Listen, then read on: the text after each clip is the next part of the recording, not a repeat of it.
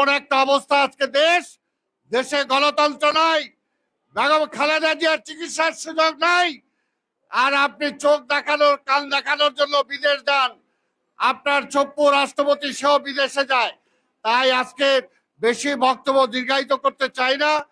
এগুলো করে জনগণকে ভুল বুঝানো যাবে না। আজকে উপজেলার নামে একটা নাটক করতেছেন। নির্বাচন কমিশনকে বলবো, মাজায় যদি শক্তি থাকে, জাতীয় নির্বাচনেও তো আজকে শেখ হাসিনার ডিক্টেশনে আপনি নির্বাচন করেছেন। একই আওয়ামী লীগ থেকে 3-4জন প্রার্থী হয়েছে। নির্বাচন কমিশন কোথাও কি কোনো ভূমিকা রেখেছিলেন? আজকেও নির্বাচন কমিশন শেখ হাসিনা বলে উমুক দাঁড়াইতে পারবে, উমুক দাঁড়াইতে পারবে না, উমুককে দাও, এটা তার বলার রাইট কে দিল? এটা কি সংবিধানে আছে? এটা কি নির্বাচন কমিশন অ্যালাউ করতে পারে? একবারও তো নির্বাচন কমিশন মাথা সোজা করে কয় নাই যে আপনি শেখ হাসিনা, আপনি আওয়ামী লীগের সভানেত্রী হিসাবে এটা বলতে পারেন না।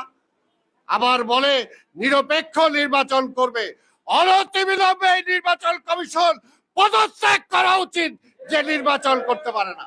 হাজার হাজার কোটি টাকা জাতীয় নির্বাচনে খরচ করেছেন, উপজেলা নির্বাচনে হাজার হাজার কোটি টাকা খরচ করতেছেন। আওয়ামী লীগের মধ্যে কে হবে সিলেকশন করার জন্য? আবার বলে নির্বাচন। এই সমস্ত নির্বাচনের নামে ভাওতাবাজি এই দেশের মানুষ মানে না।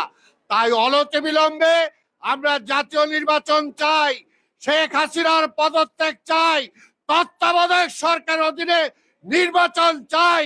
তাহলে আজকে নাসিরউদ্দিন পিন্টুকে যে হত্যা করা হয়েছে তার বিচার আমরা পাবো।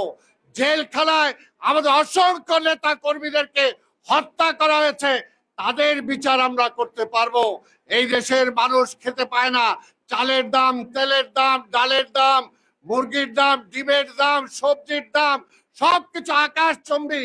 আর আওয়ামী লীগ আর শেখ হাসিনা বলে কোনো দাম বাড়ে নাই। তাই আজকের এই সরকারকে পতন করা ছাড়া কোনো বিকল্প নাই। তা আমি আর বক্তব্য দীর্ঘায়িত না করে আপনাদের সবাইকে বলবো, আগামী 10 তারিখ শুক্রবার এখানে আমরা সমাবেশ না, আমরা মিছিল করব। সেইখানে আপনারা প্রত্যেকটা জায়গা থেকে মিছিল সহকারে এইখানে সমবেত হবেন। যখন বিএনপি একটা সমাবেশ দেয়, আওয়ামী লীগের পুতু শুরু হয়ে যায়। তখনই বর্গে এই বুঝি বিএনপি আইলো।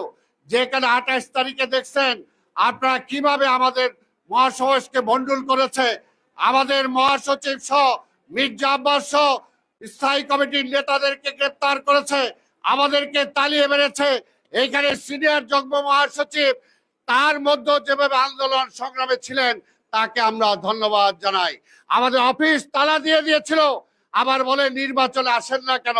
তাই ভাইয়ের আমার, এই দলের প্রহসনের নির্বাচন, এই দলের অবৈধ একটা সরকার যে জোর করে পুলিশ, র্যাব, বিজেপি দিয়ে জোর করে আজকে ক্ষমতায় আছে, এই ক্ষমতা থেকে নামানোর জন্য বাংলাদেশের সকল শক্তিকে ঐক্যবদ্ধ হয়ে আজকে বেহায়াকে ক্ষমতা থেকে নামিয়ে একটা তত্ত্বাবধায়ক সরকার অধীনে যদি নির্বাচন দিতে পারি, তাহলে জনগণ বাঁচবে, দেশ বাঁচবে, পিন্টুর হত্যার বিচার আমরা করতে পারবো।